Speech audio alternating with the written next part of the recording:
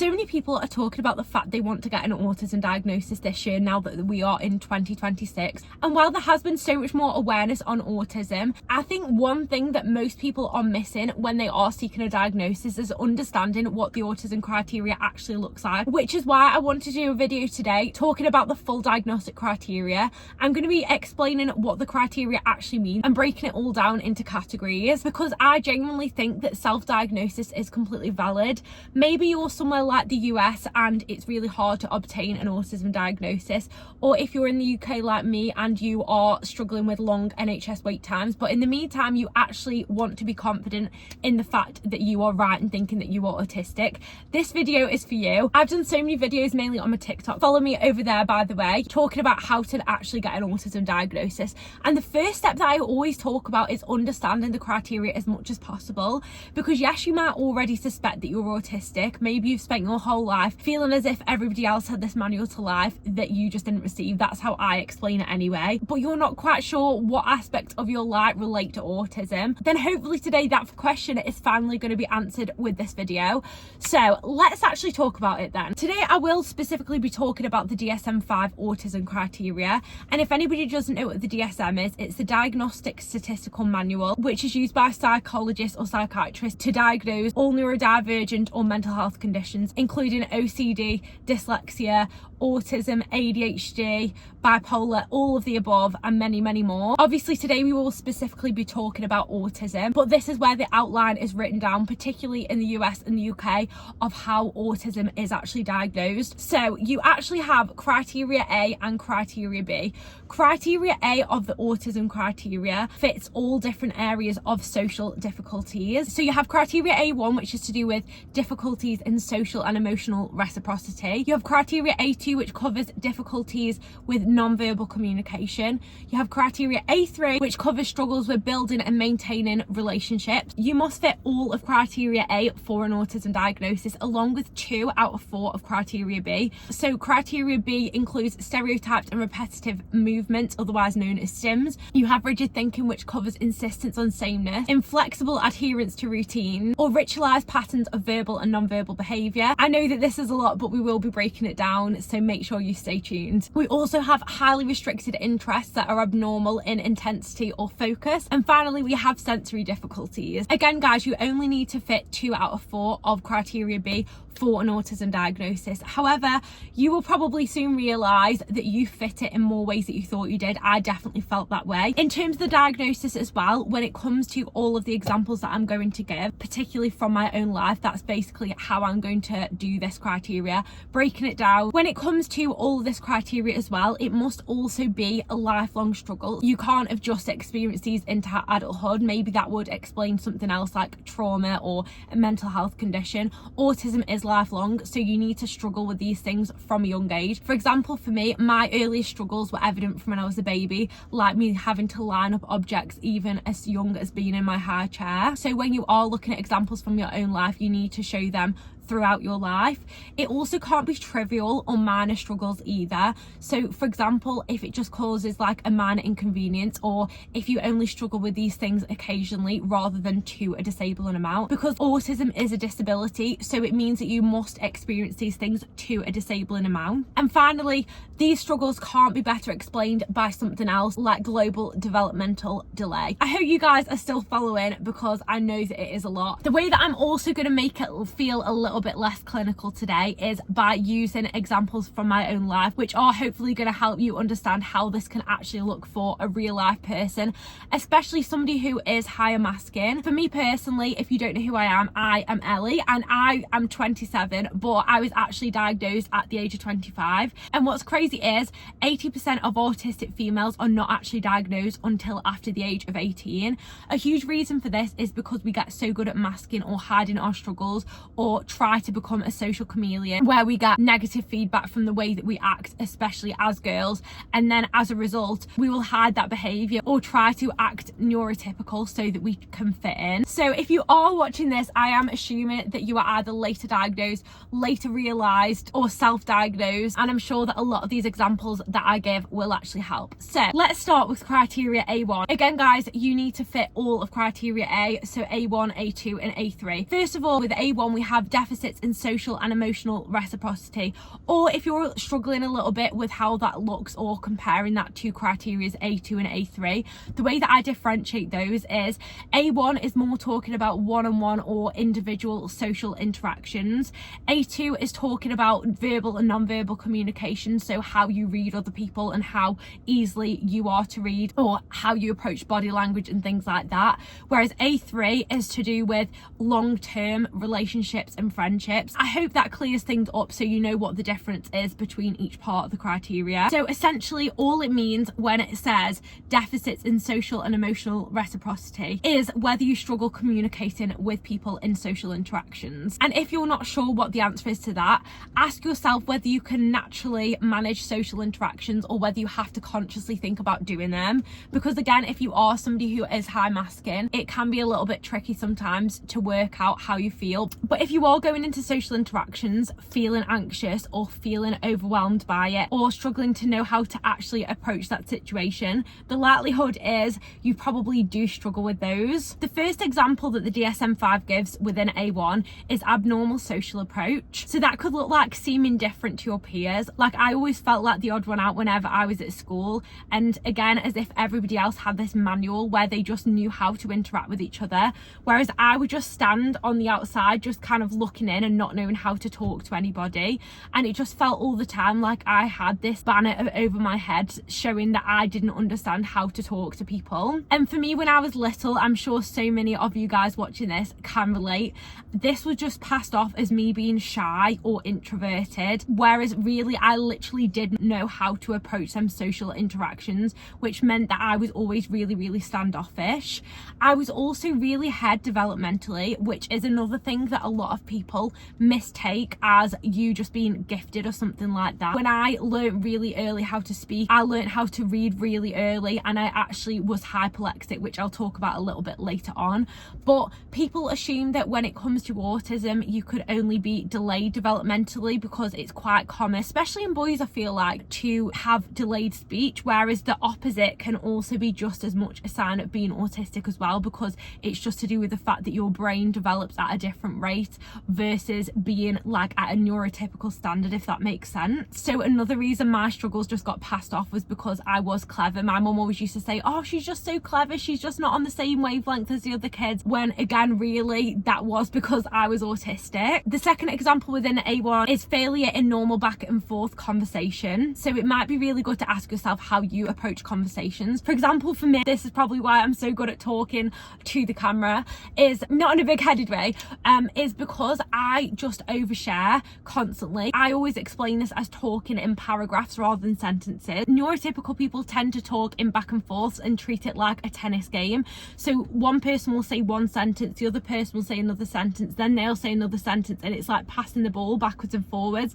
Whereas for me and other autistic people that I know in my life, we just tend to info dump, where we'll say everything that we're thinking in our head, speaking a big long paragraph, and then the other person will do it in return. However, when you're an autistic person talking to somebody neurotypical, it can be quite annoying sometimes, or quite confusing, because you'll talk in a paragraph and then they'll talk in a sentence, and then they'll kind of look at you strangely or be confused and think that you're just controlling in a conversation because you just talk at length, when really if somebody just talked to me at length the same, I would be so happy with that. And another thing as well is asking questions. So I didn't realize that in a social interaction people expected me to ask them questions. When I have something on my mind or I want to talk about something, I will just say it. I won't wait for somebody to ask me a question. Whereas apparently in neurotypical conversations, especially with things like small talk, they will ask somebody a question like, oh, what are you doing this weekend, because they want you to ask them. Whereas for me, if I was doing something on the weekend that I was really excited about, I would just blurt it out and say it. It could also look like you not knowing when to talk either.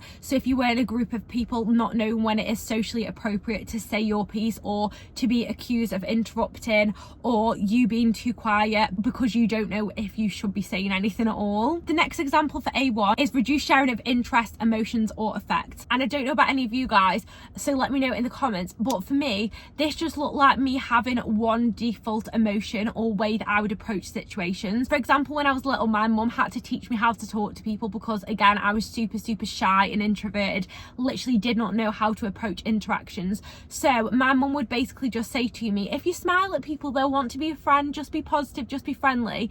And since then, even into adulthood, I've internalized this to the point where I would walk around just smiling all the time, and people would be like, oh, you were so positive, when really I just didn't know when it was socially appropriate for me to be actually sharing my perspectives and opinions and emotions. So people would misinterpret that as me being really, really positive, when really it was just because I didn't know how else to act. It could also look like you not sharing your special interests or things that you care about at all, because you don't know whether people around you would actually be interested in what you're talking about. Or the opposite, which was also definitely me, where when I was a teenager, my special interest, and I will talk about special interests a little bit later in the video, my special interest was One Direction, to the point where all I did is info dump to people about how much I was obsessed with One Direction and everything about them.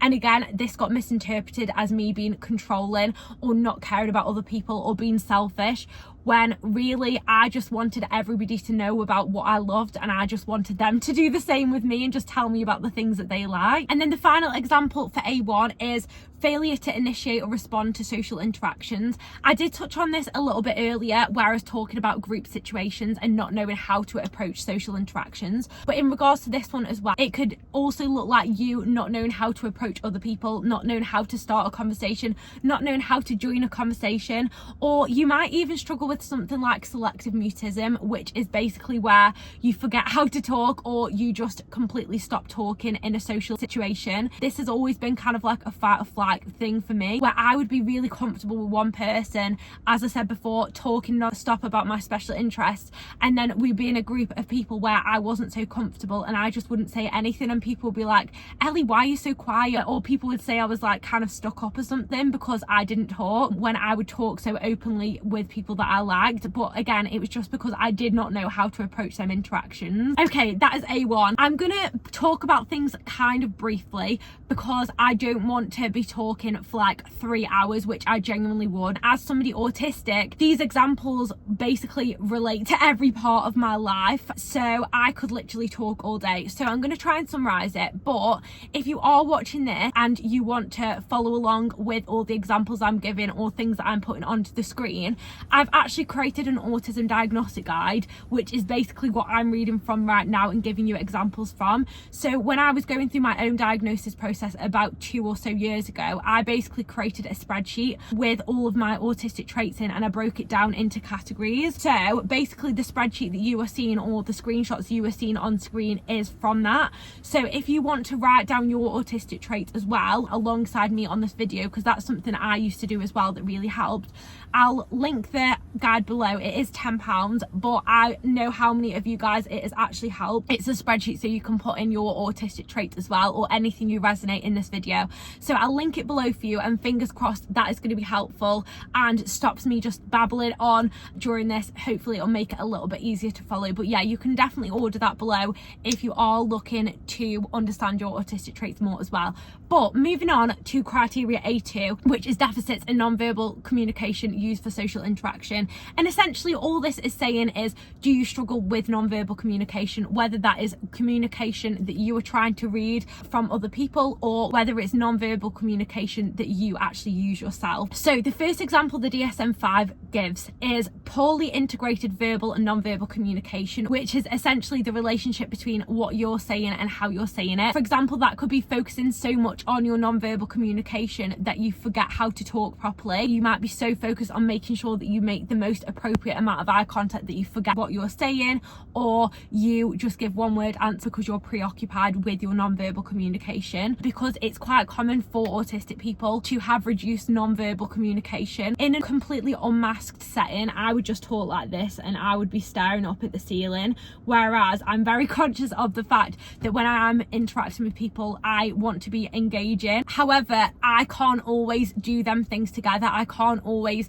focus very heavily clear on what I'm saying whilst also doing the non-verbal communication. If I'm talking at length about something, I won't make eye contact whatsoever, or I might seem really emotionless or expressionless, but that isn't because I don't have them emotions, it's just because I struggle to focus on the emotional side whilst also focusing on the verbal side at the same time. Or even that your emotions don't match how you're feeling. I could be talking about the most depressing subject in the world, but I could look really happy or just really positive or really neutral rather than looking sad, and people will be like, why is it that you're telling me something really depressing but you look really happy about it? The next example for A2 is abnormal eye contact and body language. And again, this is another one that people get really stuck on. Like when I was seeking out my own diagnosis, I thought for so long that I didn't fit A2 of the criteria for this reason, but it was just because I was high masking. For example, when it comes to eye contact, it's not necessarily just about whether you can physically do it, but also about how it makes you feel. So for me, when I was looking at the criteria originally, I thought that I didn't fit this example about eye contact because I can physically make eye contact. However, if the criteria said, how does eye contact make you feel, it would be a completely different question, because for me, eye contact, I genuinely feel as if somebody is staring into my soul. Even my partner, when me and him are talking and we are head on, I find the conversation way too intense. Whereas when we are stood side by side on a walk, or if we go for a drive or something, I find it so much easier to communicate because I don't have to force that eye contact, or I don't have to be forcing any body language or facial expressions or feel like I've got to basically perform. So the performance aspect for me is a huge part of understanding that I do fit A2 of the criteria. This part of the criteria can also cover things like your tone of voice. I've always been told that I have a really posh voice, which is strange to me. Like, I am literally from Stoke-on-Trent, like I'm definitely not posh, but compared to the people around me, I kind of had a little bit of a different pitch and tone to those that I was around. And I've always also been told that I talk really loud. I'll be sat at the table with my family and everyone will be like, Ellie, stop shouting, but I don't always consciously notice that I am doing that. It could also look like you having inappropriate reactions to social interactions, like laughing when somebody tells you something sad, or you not being able to stay serious in a serious situation. I get this all the time when I'm telling my little one off, where I literally cannot keep a straight face, and a lot of the time it's when I feel stressed or like under pressure. Or again, as a high masking example, maybe you have to practice your facial expressions. I always used to practice mine in the mirror and try and look at how other people would interpret my face. And then the final example for A2 is deficits in understanding and use of gestures. For me, the best way to understand that I fit this part of the criteria is understanding that I have to consciously read people when I'm talking to them in social interactions. So I don't automatically look at somebody and I'm able to understand how they are actually feeling. I have to literally read them and break down based on the rules of what I know about social interactions, how somebody is feeling. I've always felt really stressed in social interactions because I would never know whether somebody was annoyed with me or whether they liked me or whether they didn't like me. And a big reason for that is because I literally cannot read them whatsoever, especially when it's like a neutral or hard to read expression. When it comes to really obvious things, like if somebody had a big smile on the face, of course I know they're happy. If they're crying, of course I know that they're sad. But it's kind of the grey area ones. Of course, as autistics we struggle with grey areas, and this is no exception. That's the last example that I've got today for that one, but they're the main ways that non-verbal communication look like for me, and let me know if you're the same. Finally, for criteria A3, and this is the last part of the criteria that you definitely need to fit for a diagnosis, this is deficits in developing, maintaining and understanding relationships. And again, just to differentiate from the other parts, this is basically to do with long-term interactions rather than just one-off ones. The first example that the DSM5 gives is difficult adjusting behaviour to different social contexts. And for me, I didn't realise until recently that this was something I really struggled with. The way that this kind of looks to me is not understanding how to act around people if the context changes. If I had a friend that I was with at school, I would know exactly how to talk to them, or if I was in class with them, we would be really friendly and talk to each other loads. But then if I saw them in the corridor, or like I saw them outside of school, I just would not know how to approach it. I wouldn't know whether it was socially appropriate for me to say hello or whether I should ignore them or avoid eye contact. So most of the time I just pretended that I didn't see them and carried on walking. Or even to this day, if I see somebody I know in public, like at the shops, I just kind of hide from them and go into a different aisle because I do not know what I should do within them social interactions. The next example is difficulties in sharing imaginative play, and I guess this applies more to children. However, this does not mean that you do not have imagination or you did not have an imagination. All it means is how much you share your imagination with other people. For me, I was always very imaginative. I loved like fairies and unicorns and My Little Pony and all them things, but I had a very inner world when it came to having that imagination, whereas when it came to imaginative play around other children, I would not know what to do whatsoever. They would be playing fairies or playing these imaginative games, and I used to resort to just walking around the playground at school because I genuinely did not understand what was going on in these interactions and how they would be talking to each other in this imaginative way. I was honestly such like a loner in primary school, and it sounds sad to say, but I just dreaded break time because firstly I didn't know how to approach them social interactions, and secondly when they would have them games where they would let me play with them, I just did not get it. I didn't understand why they would want to do that. Another thing as well, which also relates to parts of the criteria I will talk about a little bit later, is rather than actually being imaginative in the traditional sense of playing with your toys, I would just line them up and I would just imagine all of my toys were standing there, and I just kind of gained so much joy and comfort from organising them instead of actually playing with my toys. Let me know if you were the same as well, but honestly I had so many toys that I didn't play with. The next example, which is going to be probably pretty easy for you guys to understand whether you fit this, is difficulties in making friends. This is definitely something I've always struggled with. So when I was little, I think I touched on it earlier, but my mum actually had to teach me how to talk to people, even sending me to a drama class so that I knew how to make friends. And it was good in some ways because I loved having this little hobby, but it was also bad in other ways because I ended up just learning the rules of how to make them friends and masking really heavily, and felt that I couldn't be authentically myself. And another thing as well is I would learn the rules of knowing how to make a friend. You go up to somebody, you say hello to them, you smile at them, you ask them about something that they like, which was fine in that immediate interaction. However, when it actually got more complex and actually maintaining them friendships, I found it really hard because I didn't understand the actual way that I was meant to interact long term. It was just I knew how to approach it as a one-off situation because I would just follow this set of rules of how to talk to somebody. I hope that makes sense. So the biggest way that this has always looked for me, and was one of the biggest reasons that I ended up realising that I was autistic, was because I've never been able to keep friends either. I would learn the interactions one-on-one, but then as them friendships would get more complex, or we would meet up with each other more, or they would want to talk about other things rather than just the interests that brought us together in the first place, I would just have no clue how to keep them friends whatsoever, and I was constantly jumping from friendship group to friendship group. I got through by the end of high school pretty much every friendship group within my year, which honestly I find kind of embarrassing now because I just genuinely did not know how to keep them friends, and I always thought there was something wrong with me when really it was just because I didn't understand the nuances of them interactions or how to maintain them. I always just got accused of being like selfish, or I would unintentionally do something wrong against them and they would get really upset by it without realizing that I never actually had any bad intentions. And the final example for A3 is a lack of interest in peers, which for me was a really big thing, especially because I did not understand them social interactions. It got to the point where I was basically forcing myself to make friends with all of these groups because I was too embarrassed to be on my own, even though what I actually really craved was to just sit in the library and to read a book.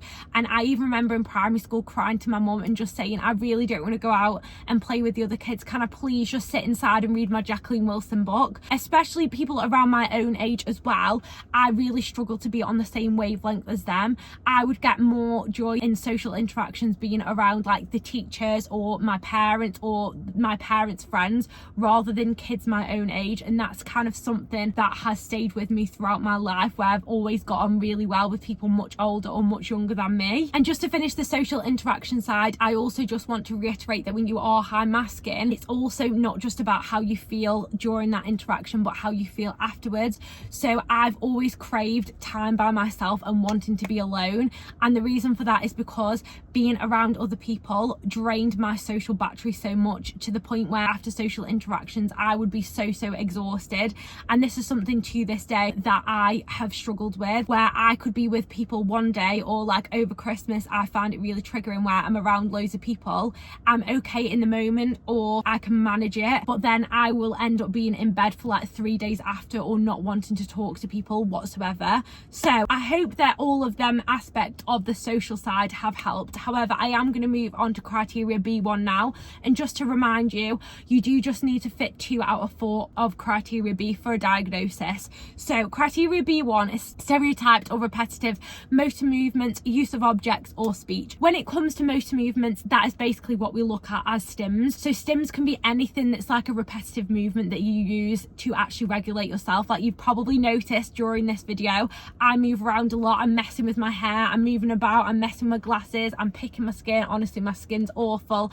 I pick my scalp, and it can be any of them examples. It can be cracking your knuckles, and yes, before anyone comments, I am hypermobile as well, which is very comorbid with being autistic too. But any movements that you use, it can literally be anything that help you to regulate yourself. When I was little, I used to spin in circles on the playground, or like even hand flapping, and I know a lot of people have been hand flappers as well. Maybe just watch what you're doing, actually observe yourself, what kind of movements you're doing and whether they regulate yourself, and this can be so different to everybody. There's also verbal stimming, so there's echolalia as well. So echolalia is basically repeating words that are inappropriate words. So you could repeat words continuously. When I was younger, I always used to count, so I'd be like 1 2 3 4 5, 1 2 3 4 5, 1 2 3 4 5, and that would actually be a verbal way of me regulating my emotions. Or it could just be repeating words outside of the social context, or you might just like a certain word and just keep saying it over and over again. Or it could also be internal echolalia, which I've done a lot as well, counting again in your head, or any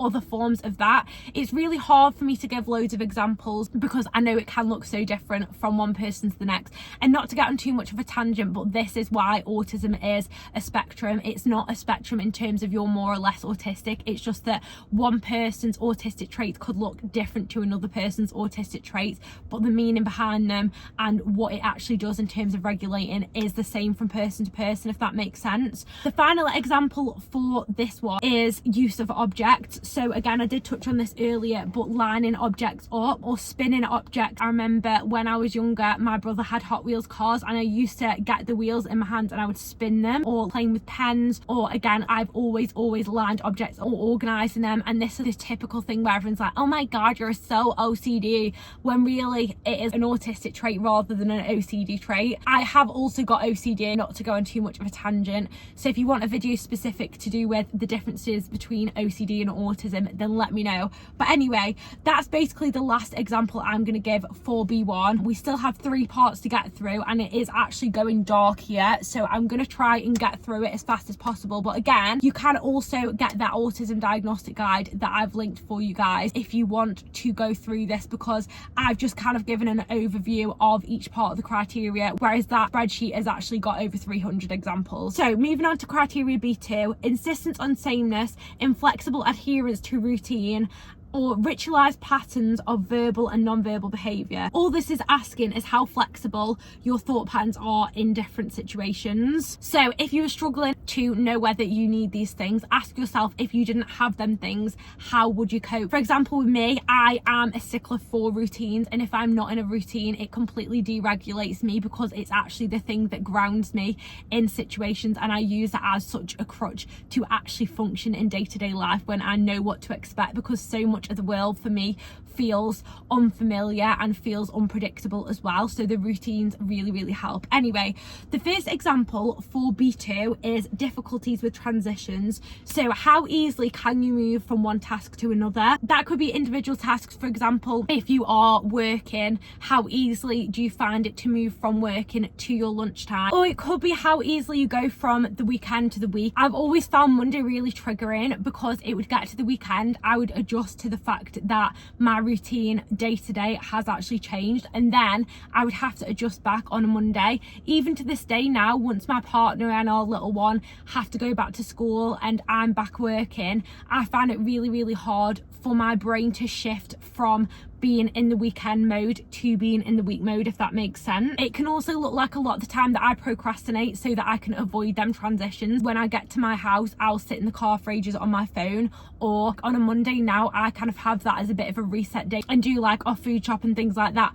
so that I can basically ease myself into the week ahead instead of it being like this sudden shift and change. It could also look like you taking a long time to process things, moving jobs or moving schools or changing year groups at school or college or any of them things where most people just seem to take it in their stride. So the next example for B2 is rigid thinking patterns, and that can look like black and white thinking, which is basically where you think things are all good or all bad, but it could also look like you not understanding the nuance in situations. You expect people to be exactly on time. If somebody says they're going to be there at 8 o'clock, you expect them to be there dot on 8 o'clock, but then get really annoyed when they get there at like 8:05 or 8:10 because you take that really literally. And I get really annoyed in these situations where I don't really see the nuance of, you told me you're going to be there for 8, why aren't you there at 8? I just think it's rude. And probably one of my biggest triggers when I do go out day to day is the fact that I hate being late. I get so overwhelmed or have meltdowns because of the fact that I hate being late at any point, even if it's somewhere nobody actually cares about being on time for. If we're going around somebody's house, if I'm not there dot on time that they tell me to be there, I literally stress out massively. It can also look like literal thinking as well, which is where you think people mean exactly what they say. I'm not going to talk about that too much today, but for me it does make up a huge part of being autistic. I did do a video on this last week, so I will link it above for you if you do want to give that one a watch. However, what I will say when it comes to literal thinking is I actually took the autism criteria too literally, and I assumed that it meant exactly what it said that it did. For example, that example to do with eye contact, looking at the literal interpretation of being able to physically make eye contact rather than looking at how it made me feel. So throughout this, or if you do buy that guide, make sure that you actually look at how something makes you feel instead of literally thinking about whether you can physically do that. So the next example is greeting rituals or routine behaviors, and I took this again too literally because I just thought of it as having the same routine every day, and it's not so much that, but more like when you do have a routine, it follows a same certain order. I always get ready, brush my teeth, go out the door in the same order every single day, or when I eat food, I have to eat my food in a very specific order. And them little routines bring me so much comfort and joy, even to the point that I will eat the same food every day. I have the same thing for breakfast every single day, and any changes to that, like if we had something that I wasn't expecting for breakfast, it takes my brain a lot to actually process that. Even if it's good changes, I find it hard. My mum, for example, paid for us to go on a holiday as our Christmas present, but she was like, I know, Ellie, that you hate surprises, so I'm going to tell you about it. And most people would probably interpret that as being ungrateful, but really it's just because I like to know what to expect, and I expect things a very specific way, and when things don't go that very specific way, I find it really hard for my brain to adapt to that. But I hope them examples help when it comes to criteria B2. Again, if you've already fit all of criteria A and you fit B1 and B2, which I've already been through, then you already fit the autism criteria, as long as it's to a disabling amount as well. So we only have 2 more examples left, guys. guys. If you are enjoying this video so far as well, I would absolutely love it if you subscribed. So much thought and effort and energy gets put into this content, and I think this video is going to be so long. I'm also not monetized yet on YouTube either, so you guys subscribing does really help YouTube to see that my videos are of value and they are helpful to you guys. So if you could subscribe, I would very much appreciate it. Moving on to criteria B3, which is highly restricted fixated interests that are abnormal in intensity or focus. Essentially, this is what we would consider to be special interests. Now again, with special interests, these could literally take any form. It doesn't have to be just the stereotypical things people think of, like boys loving trains. Your special interest could be about leaves. Your special interest could be houses. It could be cars. I even know somebody whose child has a special interest in lawn mowing and watches videos all day about lawn mowing. It can be any interest that gives you a huge amount of regulation. My special interest now from the age of 13 has been Harry Potter, to the point that I listen to Harry Potter every single day, and it is such a part of my day-to-day life. It almost feels like a person in my life, and if I couldn't have Harry Potter in my life, I genuinely feel like I would be grieving somebody. When I was younger, it was One Direction, and I had similar interests to those around me. However, I would take them to the absolute extreme. For example, I collected absolutely everything at One Direction, from the toothbrushes, the toothpaste, the bedding, posters, and I was even playing with the dolls until I was about 16 as well. And literally all I ever wanted to do was to talk about One Direction. When I was younger as well, it was like Barbie. I would collect everything Barbie. I would line them all up, My Little Pony, and because my interests were the same as my peers, it wasn't seen as unusual, but I just had to take them to the whole next level, whereas other people would just casually do things.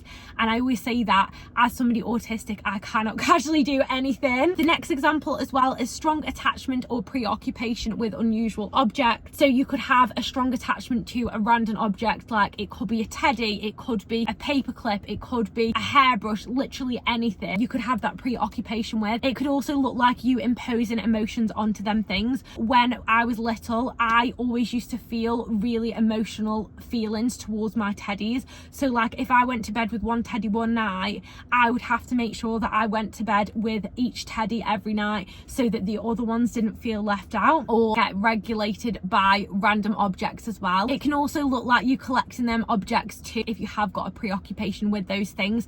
For example, for me, when I was younger, one of my special interests was makeup, and I would collect absolutely everything makeup. I felt like I needed to collect everything about that, and a lot of autistic people can also be hoarders or even just struggle to let go of items for that reason as well. The next example under criteria B3 is intense focus. I did touch on this before to do with transitions in B2, and a lot of the criteria do kind of cross over each other because one criteria can impact you in different ways.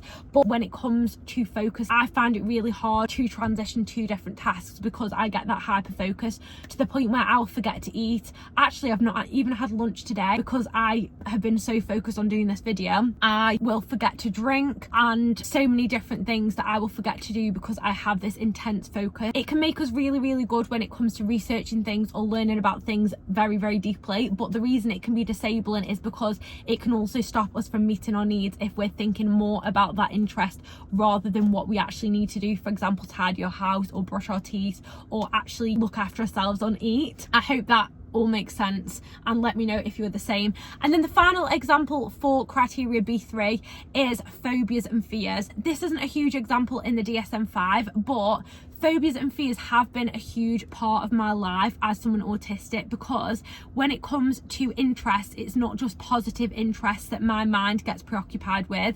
Rumination is really common in autistic people, and I've definitely been the same, where I would take things too literally. My parents would say, be careful on that climbing frame, and all of a sudden I could not play on that climbing frame. I even remember watching a program with my mum once, I think it was like Casualty or Holby City. If you're in the UK, you know what I'm talking about. And somebody's stomach exploded, and from then on for about 2 years I had this phobia of looking at my belly button because I was convinced that it was going to explode. And it's also led, as I've got older, to getting OCD and things like that because I put so much intense focus onto them things that I see as a threat. But yeah, let me know if you were the same with that one as well, because I haven't heard too many people talk about that. But as a child, that was definitely the most disabling thing for me. Even the fear of death, I had this intense phobia of death where I thought if I fell asleep I would stop breathing breathing. I didn't realise that my body actually automatically breathed and things like that. So I was just scared all the time as a child. Anyway, I'm going to get on to before, because I feel like this video is probably going to be about 3 hours long, and it is also going dark here, and my fear of perception even in my own house is so much that I can't even film a video in there because my partner works from home now. So let me get on to before. Before is hyper or hyporeactivity to sensory input. So basically sensory issues, but just to clarify, sensory issues isn't just experiencing things really extremely. It can be experiencing them really dulled down as well. One example that is really clear to me in this case is apparent indifference to pain and temperature, or the reverse. And any of these sensory issues can be experienced extreme on either end of that spectrum, no pun intended. For me, when I gave birth to my little one almost 6 years ago now, can't believe that, I kept being told by the midwives that I was doing so well, and I just thought they said that to everybody because I was like 21 at the time. I was a young mum, when really now I realise that I actually have a really strong pain threshold. Again, I had a baby before I actually knew that I was autistic, and now if I am in the kitchen and I burn myself, I literally put my hand into a boiling pot of water the other day and I did not even flinch. So I don't have any kind of pain threshold when it comes to that. So that probably explains why I actually loved giving birth. Odd, I know. It can also be to do with cold as well, like temperature regulation. So maybe you go outside and you can't even tell when you're cold. You can go outside without any coat, or the opposite, which is definitely me, where in the winter I am just cold all the time. I have to put like 5 layers on, but then in the summer it literally feels as if it's like 3 months of sensory hell, because I am just hot all the time, because my body can't cool itself down or heat itself up either. The next example is adverse response to specific sounds, textures, or other senses. This is probably the most stereotyped example that you think of when you think of autistic sensory issues, and I'm really sorry that it is going dark, by the way. Please bear with. Is that better? No, I don't think it is.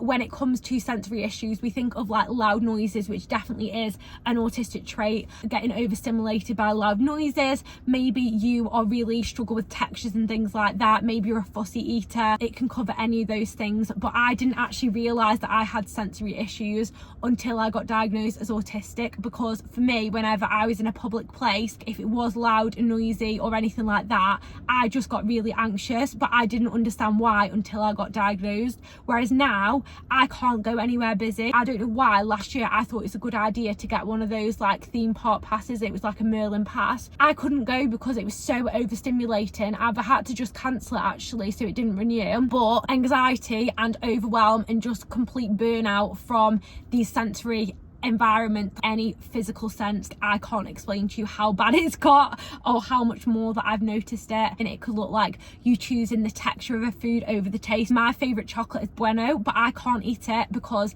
the texture is just like gravelly in my mouth. The same with going to the beach. I've always hated the beach because there's too many sensory aspects of the environment. The next example is excessive smelling or touching of objects. And this is another thing that people misinterpret about the autism criteria, because it's not just about being sensory avoidant, but also being sensory seeking as well. So maybe you love sensory aspects of the environment. You always smell your hands. Like I'm really bad for this. I constantly smell my hands, constantly like touching things and like stroking my clothes, or seeking out sensory aspects of the environment as well. Loud noises that are actually predictable, like music, or getting a lot of intense joy from things like mountains or nature or fairy lights. Like all of them things for me have been really strong. It's not just been about being sensory avoidant. I literally can't believe how dark it's gone all of a sudden, so let me just talk about this one quickly. I'm really sorry if this one is going to be rushed, but when it comes to interoception, it's basically your body's ability to feel different cues.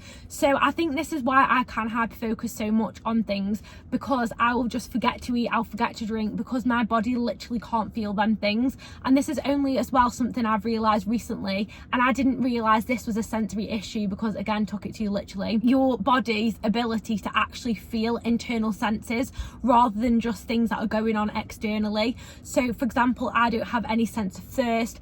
I really struggle to know when I need to go to the toilet or when I need to eat. So my body isn't very in touch with internal cues. This is why a lot of people as well that are autistic also don't know when they're full, which can lead to like stomach issues, overeating, putting on weight and things like that. So this was a bit of a mammoth of a video, and I'm sorry the end has been a little bit rushed. As I say, I really hope that this is helpful to any of you who are just starting your journey. I really hope that you have enjoyed this video, and again guys, we have got that guide as well if you are looking for a really thorough breakdown of the criteria for those that are high masking or just like diagnosed in general and are looking to understand themselves more. But as I say, I really appreciate everybody who has watched this video until the end, because it has been a very long one. But other than that, I will see you next week for another video. Bye.